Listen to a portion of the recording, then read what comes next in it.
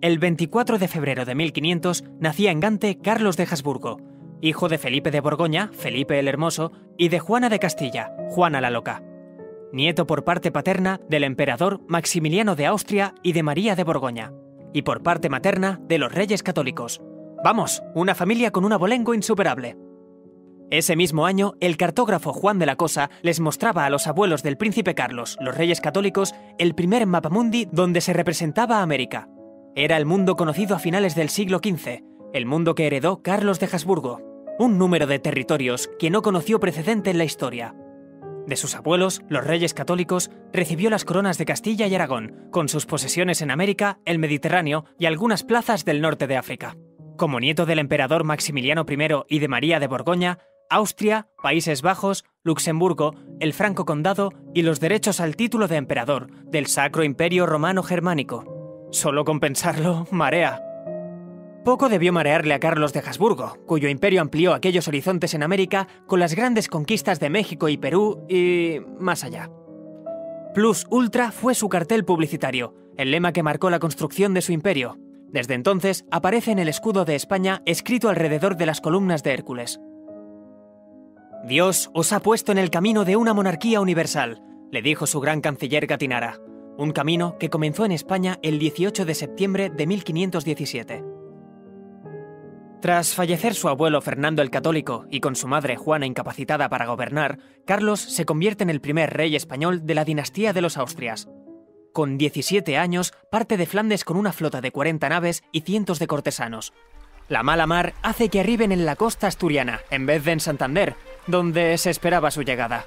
Mal empezamos y peor seguimos. Los asturianos, creyendo que se trataba de piratas, salieron a su encuentro armados con palos y cuchillos. La sangre no llegó al río, en este caso, al puerto, porque enseguida se dieron cuenta que quien desembarcaba de aquellos barcos era su monarca, Carlos I de España, proclamado rey por las Cortes de Castilla en Valladolid en 1518. Aquellos españoles esperaban a un rey muy diferente al que llegó a esas costas. Tenían la imagen de Fernando el Católico, su último monarca. Un hombre de rasgos duros, pelo moreno, discreto a la hora de vestir y dicharachero. Su nieto, todo lo contrario. Un hombre imberbe, vestido con trajes de colores llamativos, pelo claro, no muy agraciado físicamente por la deformación de su mandíbula y parco en palabras. ¿Normal? No sabía ni una palabra de castellano. Menos mal que contó con la ayuda de Germana de Foix, la viuda de su abuelo Fernando, quien le traducía en la intimidad aquella lengua extraña que era el castellano. Y eso enfadó, y mucho, a sus súbditos. ¿Lo de la intimidad con su abuelastra? No. Lo de no saber ni papa de español. ¿Solo eso? Ni mucho menos. Su educación en el arte del gobierno había sido obra de un noble borgoñón, Guillermo de Croix.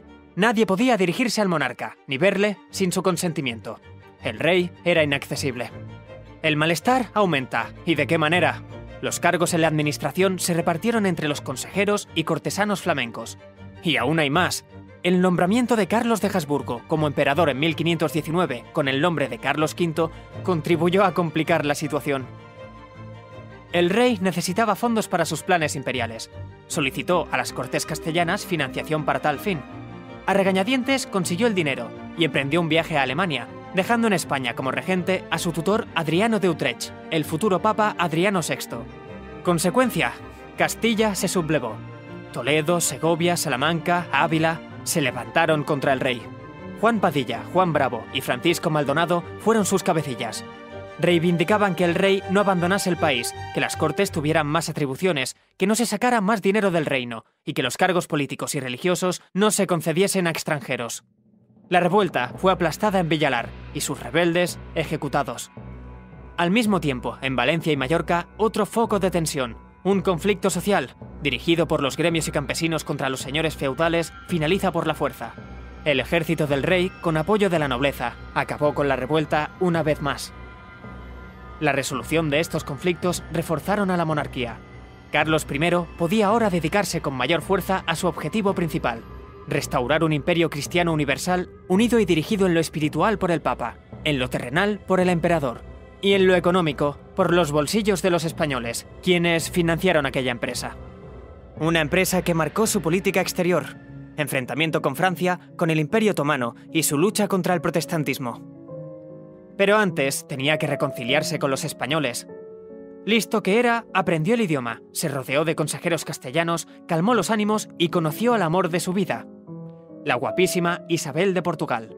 Se casaron en Sevilla en 1526. La luna de miel la pasaron en Granada y su casa la ubicaron en Valladolid, donde tuvieron a su hijo Felipe, el heredero.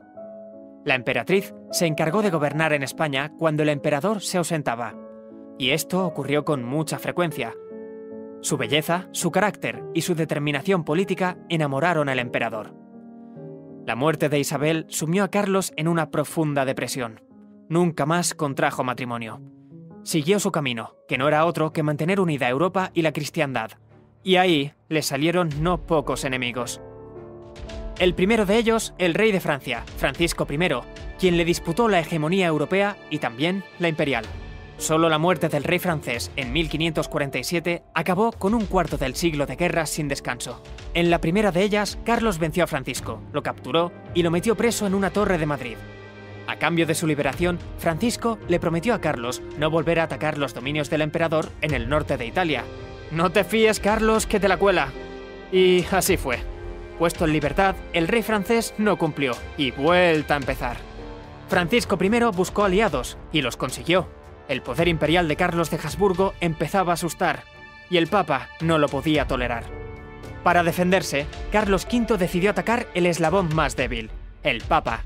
Roma. Sí, como lo oís, el gran defensor de la cristiandad atacó la ciudad sagrada de Roma, el famoso Sacco di Roma. Pero erró el tiro, tanto que se pasó. Calculó mal la jugada, porque fue incapaz de manejar sus tropas españolas y alemanas, que no recibían su sueldo, por lo que se dedicaron al pillaje, al robo y a otras muchas salvajadas. El mismo Papa tuvo que refugiarse en el castillo de San Angelo para no acabar asesinado. A pesar del tan cruel y bochornoso acto, Carlos consiguió reconciliarse con el sumo pontífice. Y, aunque parezca increíble, Clemente VII le coronó emperador. El gran Carlos V al fin se ciñó la corona de oro de los emperadores, la de los Césares, la de Carlomagno. Ahora sí, ya nadie podía discutirle ser el soberano más poderoso de la cristiandad. Una cristiandad que comenzó casi al mismo tiempo a ser amenazada. El Imperio Otomano, con sede en Constantinopla, apareció en escena. Un enemigo más terrible que el rey francés entra en la vida de Carlos V, el sultán Solimán el Magnífico. El sultán quería arrebatar el poder del emperador en Europa del Este y el Mediterráneo. En Europa se apoderó de Belgrado, Budapest, y se quedó a las puertas de Viena, centro político de la familia de Carlos, los Austrias. El emperador y su familia consiguieron frenar su expansión. Pero el Mediterráneo fue otra cosa. Carlos V tuvo que enfrentarse a uno de los mejores aliados de Solimán, el pirata Barbarroja. El emperador obtuvo éxitos aislados como el de Túnez, pero los reveses fueron enormes. El poder naval de los turcos era difícil de contrarrestar. En su intento de conquistar Argel, la plaza fuerte de Barbarroja, Carlos V fracasó. Argel fue una de las mayores catástrofes de la carrera militar del emperador y la última de sus mayores acciones navales. Cayó Trípoli y poco a poco otras plazas del norte de África. Las costas españolas fueron sometidas a ataques y saqueos. El viejo sueño de juventud de Carlos V de emprender una cruzada exitosa contra el Islam se desvaneció. ¿Y eso es todo? No. En Europa, los príncipes alemanes no quisieron obedecer al emperador. Se hicieron protestantes. Sí, seguidores de Martín Lutero, un fraile a quien no le gustaba nada cómo ejercía la Iglesia Católica su trabajo terrenal y espiritual. Por eso quiso reformarla. Carlos V intentó conciliarse con aquellos príncipes, pero no hubo manera. Así que llegaron a las armas. Las tropas imperiales, encabezadas por el emperador y dirigidas por el duque de Alba, les vencieron en la batalla de Mühlberg. Aquella gran victoria, sin embargo, fue amarga. El emperador no pudo frenar el protestantismo. En 1555 se firmó la Paz de Augsburgo, donde se concedió la libertad religiosa a los príncipes alemanes. La unidad de la Iglesia Católica se rompió, al igual que el imperio. Carlos de Habsburgo, cansado de tanto guerrear, decidió que era hora de pasar el testigo. Abdicó en 1556. Pensó que la mejor manera de evitar conflictos con su familia era repartir sus dominios. A su hijo, Felipe, le cedió las coronas hispánicas, el Imperio americano, las posesiones italianas y los Países Bajos. El título imperial y el Sacro Imperio se los adjudicó a su hermano Fernando. Acabó sus días retirado en el monasterio de Yuste, en Cáceres. Sí, en España. Aquella tierra de la que apenas disfrutó en vida, ahora se convertía en su morada eterna. Carlos I de España y V de Alemania moría el 21 de septiembre de 1558. Está enterrado en el monasterio del Escorial.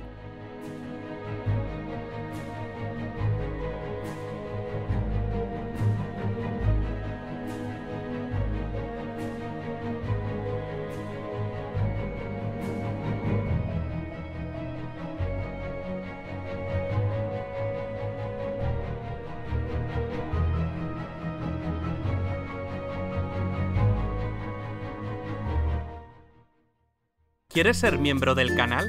Al lado del botón de suscripción hay un botón que pone unirse. Haciéndote miembro del canal obtendrás insignias y emojis personalizados. También garantizarás la viabilidad económica del canal. Haremos directos privados exclusivos. Verás los vídeos antes que nadie y podrás elegir qué vídeos quieres que hagamos. Es una aportación mensual que puedes pagar vía PayPal o con tarjeta de crédito. Para finalizar le das a comprar y ya está.